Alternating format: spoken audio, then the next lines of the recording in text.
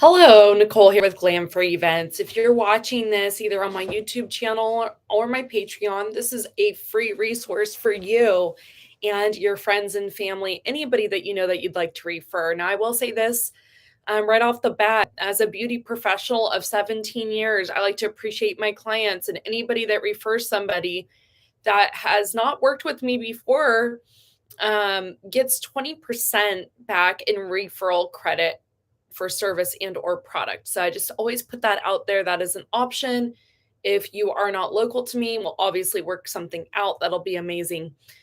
Either way, it's going to be a great time. Now, as a beauty professional of over 17 years and specializing in hair and makeup transformations, for big events, bridal, videography, headshots, you name it, I've done it. California has a lot of awesome things that I've done. So, California DMV, I've done some of their hair and makeup for their videography and training videos for them as a client in the past. I've also done Sacramento Fashion on Film and many weddings to count. If you look on my link posted in this video, you will see that the bridal tab is there. If you're local to the Roseville, California area, that is where I reside. I have a hair studio there that's private, and that's where I do a lot of my stuff. Now, I want to get to the free guide. But I wanted to pre-qualify myself, so you realize that I actually am am qualified to talk about this. Now, what I've noticed since we have had COVID is a lot of non-committal brides, people that wait till last minute and are leery, people that just are really not sure, not planning ahead necessarily, or doing quick last minute weddings. Now, there is nothing wrong with any of those things. However, you're not going to get the best vendors with that approach. So I typically tell people you need to plan ahead. So I wanted to give you a guide on things that you can do for your appearance, your vendors, and what you should be looking for when you're looking for these things and how to set a budget. So I know that's a lot of topics. I'm hoping that this is a super helpful guide. It may be lengthy. So first of all, budget. A lot of the time people don't realize that an expense for on-site services can be more expensive. So I say number one, it's good to go with a client. It's good to look at both things. If you can look at people that can be on site, that need to be on site, that's totally different. But your beauty services don't have to be on site. That can save you a lot of money. Going to them, going to the salon, not having to travel. Now, I will say this: most of my brides from here, from now on, are mostly going to be at my private hair studio. They have full reign of my house and or studio that's attached. It is private to them and their bridal party. And my prices are reasonable because of not having to travel. Now, if I do have to travel, most people have a travel fee. That can be for photographers. That can be for your vendors. If you got to make sure that you're going with vendors or that are within your venue area, and then that's the other consideration. Ways that you can save money is having a venue close by, using somebody's property that you're close with, and that could actually mitigate having to pay for certain services and being able to get other services like a porta-john that is a trailer, so that you're not traipsing through their house and you're respecting their house. Different things like that. Having somebody, that you're close with, helping them get their license, or if you know somebody that has their license to marry you, maybe having that person marry you. You can go through premarital counseling should you decide, through your faith-based organization should you decide to do that. That can be super helpful for a lot of couples because the wedding planning process can be stressful. And a lot of the time nowadays, it is the bride and the groom paying for the wedding. It's not always the parents, like traditionally how it once was. And that's why some things can be a little tighter last minute. So these are things that you can do. I also would say, making sure that you have contracts in place that will help you be successful. That's there to protect you and your vendor, and I find it to be very important. It locks in a price. for you.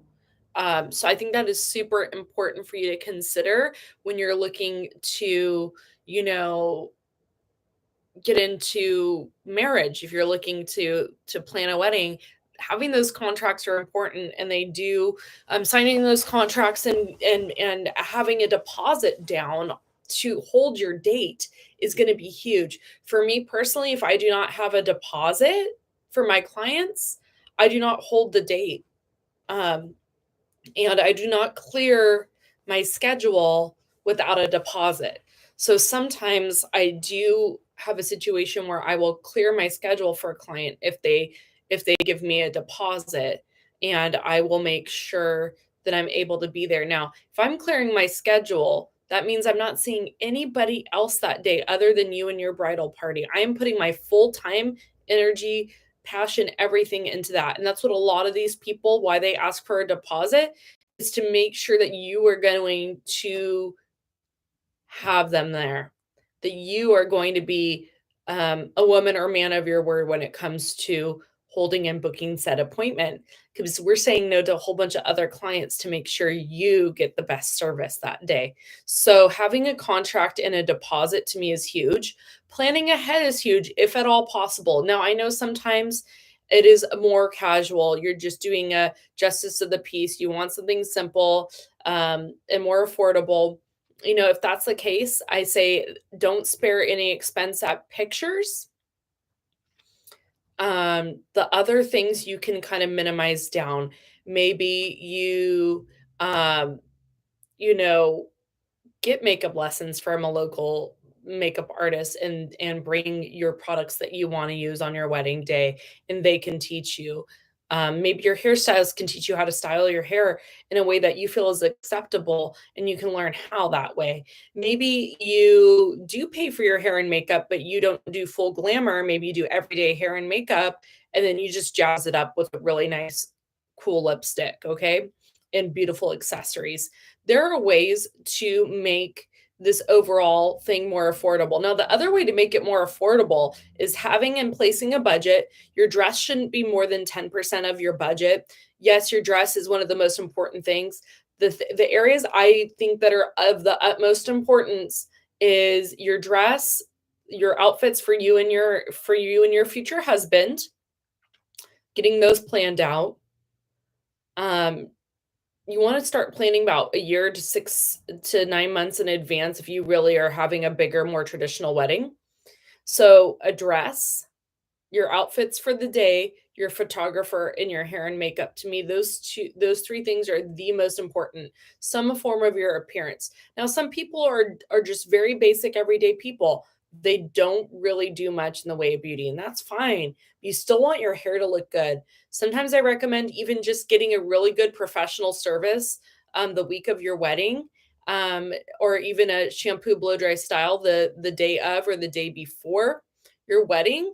Even that can go, and doing just some basic, a little, some photo ready makeup that's just above, like a soft glam or something, that will work wonders. Now, keep in mind, if you're in a more opulent event and you have a more opulent dress, you should highly consider, and you're doing a more of a semi-formal to formal wedding, you need your hair and makeup to match and your dress to match the event. Okay.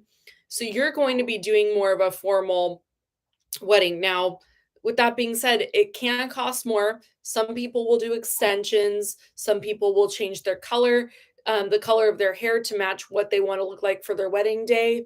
Those are things that people really do. And so that that type of stuff takes time to work towards.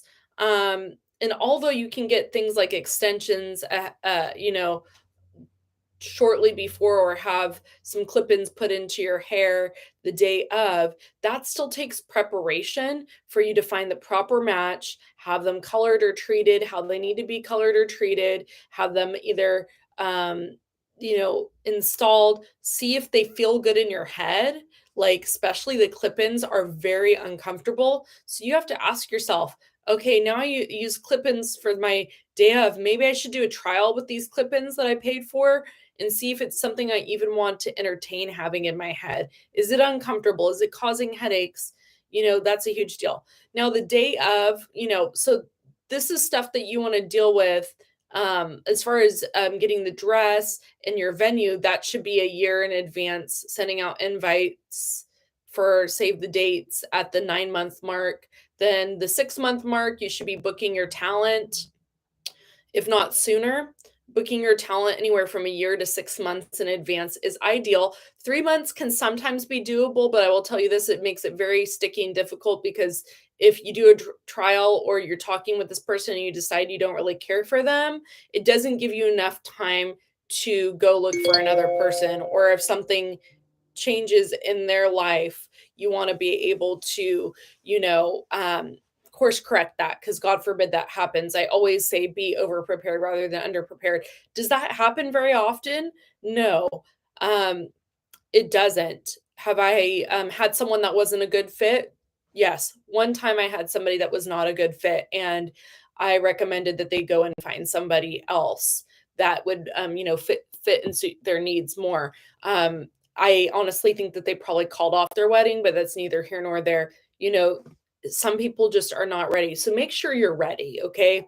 And you're doing it for all the right reasons, that you're not just doing it to get married, to have the wedding and the celebration, that you're doing it because you really love this person and cannot see yourself not living a life without them. I mean, you want them as your life partner. So I find that to be extremely important to consider. Um, the other things that I can think of is just, asking your other professionals that you're booking with, do you have a preferred vendor list? That can really help. Sometimes they only allow you to use a certain vendor list. Keep that in mind, because those are the more higher end weddings that you work with. They will only allow you to use certain vendor lists. That's something to consider. Now, those are things that are super important to know. I personally have preferred vendors I work with. I have multiple photographers for different life events, not just bridal. I have wedding planners that I can work with. I have people that do dress and mobile dress fittings, where they go in to the bride and um, customize their day and style them. It's amazing and private, and then just absolutely wonderful. And you can do it during a bridal shower or something of that nature. Bridal showers typically are up to 3 months prior. So some people say bridal showers, more maybe an engagement party or something of that nature would be good. There's a lot of things you want to really make sure that you are getting people fitted with dresses in your party and their attire 6 months in advance.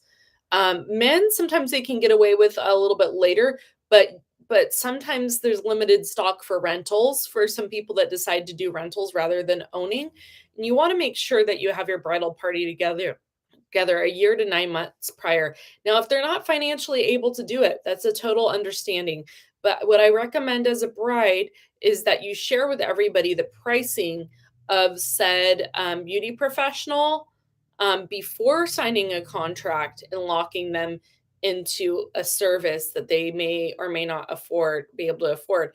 And then it doesn't put pressure on us beauty professionals to find assistance or cover everything. I always make sure that I have the brides taken care of, and maybe the mother of the bride and the mother of the groom, or the bride, the mother of the bride, and at least the maid of honor. Those three people I make sure are well taken care of, because those are the people that are going to be up front and center and are super important. I personally think making sure both the mother of the groom and the mother of the bride look amazing is so important, because they're going to be in all your family photos.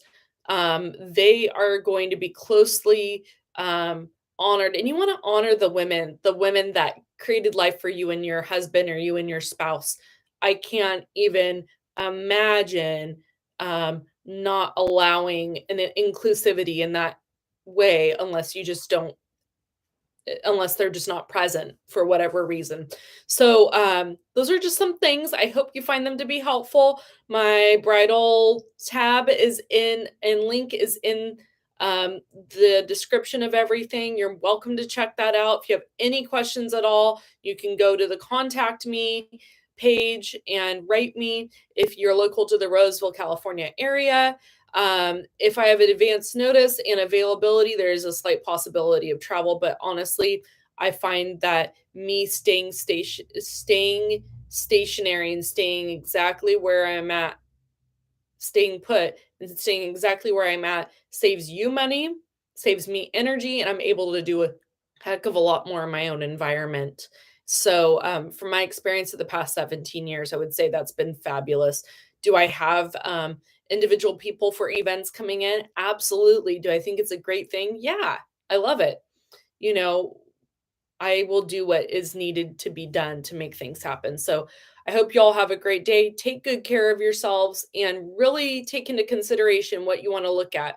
Now, as far as appearances go, that's the one thing I haven't talked about. We mentioned appearances. We've talked about contracts, deposits, ways to save money and or things to consider when looking for vendors. Um, Appearance. Your skincare, your Botox, your fillers, all that should be done in advance to see if it's something that you like on you and the way you look. And you might want to consider this. You may have photos at your bridal shower, hair and makeup at your bridal shower, your engagement photos, your engagement party, should you have one. Those you all need hair and makeup and photography for.